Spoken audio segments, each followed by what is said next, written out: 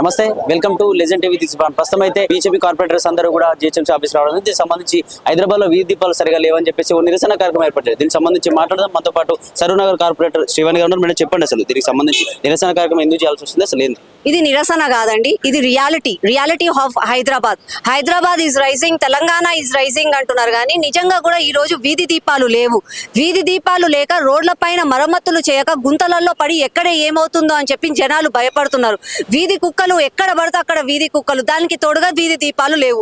అసలు నిజంగా జనాలు మనుషులు నడవాలా లేదా అన్నది మేయర్ గారు ఒకసారి గుర్తుంచుకోవాలి. 8,500 రూపాయలతోటి కోట్ల రూపాయలతోటి మొత్తం కూడా బడ్జెట్ నియమించామని చెప్తారు. మళ్ళీ అట్లాంటప్పుడు స్ట్రీట్ లైట్స్ కూడా లేకపోవడం ఏంది? ఇదేదో మేము ప్రతిపక్షంగా చెప్పాడు కాదు, this is the reality of Hyderabad. ఈ రోజు హైదరాబాద్ లో నుంచి ఇంటి నుంచి గడప దాటి బయటికి వెళ్తే నిజంగా ప్రాణాలతో తిరిగి వస్తామా లేదా అన్నట్టుగా అయిపోతుంది. మోరీలు ఎక్కడ పడితే అక్కడ పొంగిపోతాయి, నాలాలు పొంగిపోతున్నాయి, వీధి కుక్కలతోటి ఒక బెరద, స్ట్రీట్ లైట్లు లేవు, రోడ్ల మీద గుంతలు, ఎక్కడ పడి ఏమైతుందో పిల్లలకి ప్రాణాలకి అని చెప్పి ఈ రోజు భయాందోళనలో పబ్లిక్ ఉన్నారు. ఇదిగాక మేయర్ గారు గొప్పలు చెప్పుకుంటూ మేము అది చేసాం మేము ఇది చేసామని అంటారు. నిజంగా మీరు చేసే ఏసీ రూమ్లను వీడండి, బయటికి రండి, జనాల మధ్యలోకి వచ్చి ఒక్కసారి చూడండి, నిజంగా జనాల సమస్యలు ఏందో అర్థమవుతుంది.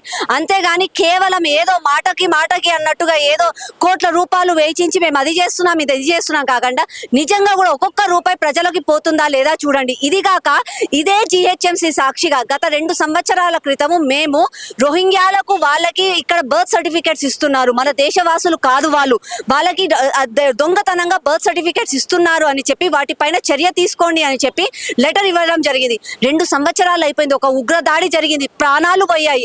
ఇంతవరకు కూడా మేయర్ గారు మేలుకోకపోవడం, రేవంత్ రెడ్డి గారు మేలుకోకపోవడం అన్నది హాస్యాస్పదంగా అయిపోయింది, ఒక దురదృష్టం అనిపిస్తుంది.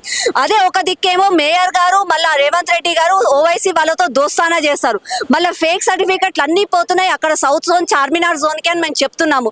మళ్ళీ అలాంటప్పుడు ఎందుకు అరికట్టలేకపోతున్నారు? చేసిన తప్పులని ఎందుకు వాళ్ళు మళ్ళీ ఒక దిక్కు రోడ్లు వేస్తామని చెప్తారు, 350 మీటర్ల రోడ్ వేచించాలి అని చెప్పి ఒక ఎస్టిమేషన్ చేసిన తర్వాత అక్కడ 100 మీటర్ల రోడే వేస్తారు, శాంక్షన్లు అయిపోతాయి. ఒక దిక్కు అయితే రోడ్లు కాకుండానే కూడా బిల్లులు ఇచ్చేస్తున్నారు. మళ్ళీ ఇవన్నీ జరుగుతుంటే మేయర్ గారు ఎందుకు ఇంకా మొద్దు నిద్రలో ఉన్నారు?